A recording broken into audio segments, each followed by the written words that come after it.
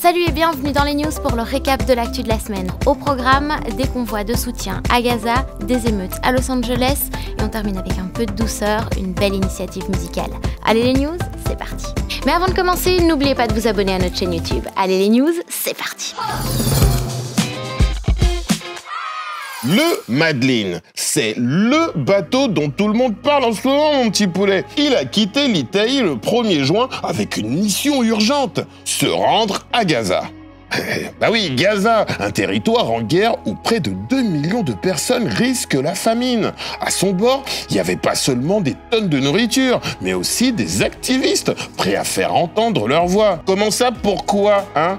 Apporter de l'aide humanitaire là où elle est la plus nécessaire. Mais voilà, Israël n'a pas du tout apprécié cette initiative. Résultat, l'armée israélienne a stoppé le Madeleine en pleine mer avec une intervention militaire.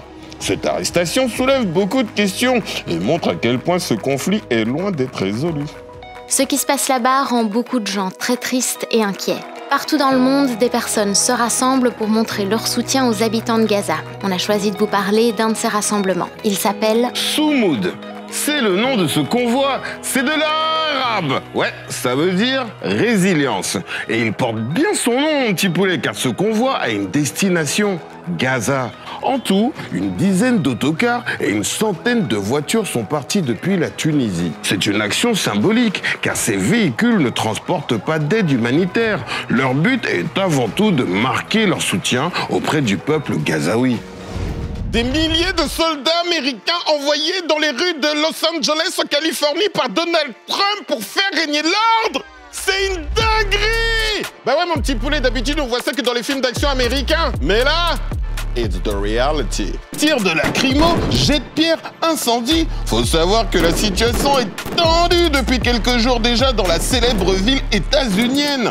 Des affrontements opposent les forces de l'ordre et des manifestants, mon petit poulet. Ces gens ne sont pas du tout contents parce que la police a arrêté beaucoup d'immigrés en situation illégale. Vendredi, la police a fait un raid dans cet entrepôt et a arrêté 14 membres bien aimés de notre communauté. Des pères, des fils, des oncles et des frères. Je vais être clair, nous demandons la libération immédiate de tous ces détenus.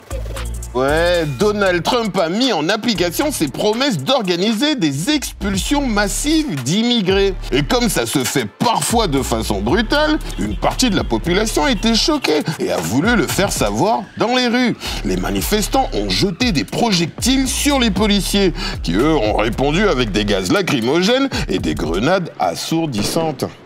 Jusque-là, mon petit poulet, ça ressemble à une manifestation qui a dégénéré en émeute. Mais bon, ça reste quand même grave, hein. Et le problème, c'est que c'est pas la première fois que ça arrive. Et le truc inédit, comme je te le disais au début, c'est que le président Trump a décidé de faire intervenir l'armée.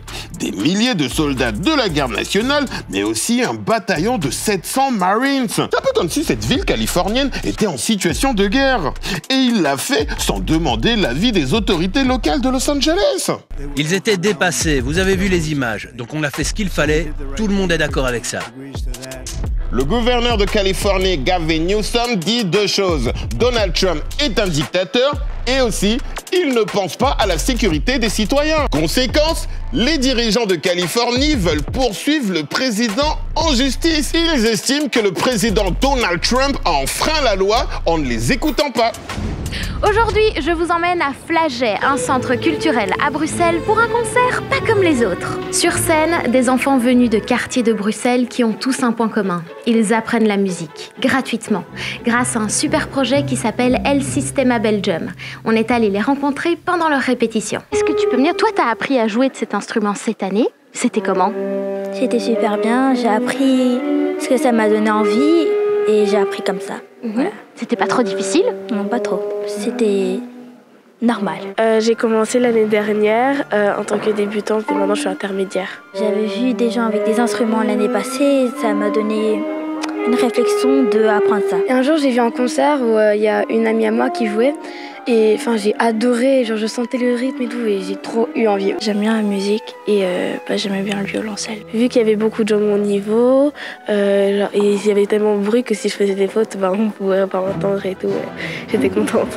C'est trop chouette parce qu'on est avec plein d'adultes et devant plein de gens. Je peux pas arrêter l'année prochaine, je dois continuer. Je trouve que c'est magnifique le violoncelle. J'ai adoré parce qu'au début, je savais pas trop jouer, je savais même pas c'était comment le son et tout. Et après quand j'ai compris, c'était magnifique quoi. Le projet El Sistema, c'est une idée qui vient du Venezuela.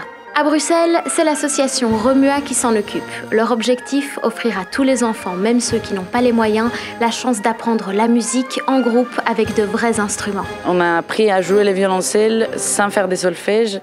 Je suis en train de les apprendre les rythmes, les faire par oreille, par cœur. Et petit à petit, ils ont commencé à comprendre les partitions. Quel est le truc le plus chouette que tu as appris avec Remua? Je dirais d'être en groupe, de jouer en groupe, etc.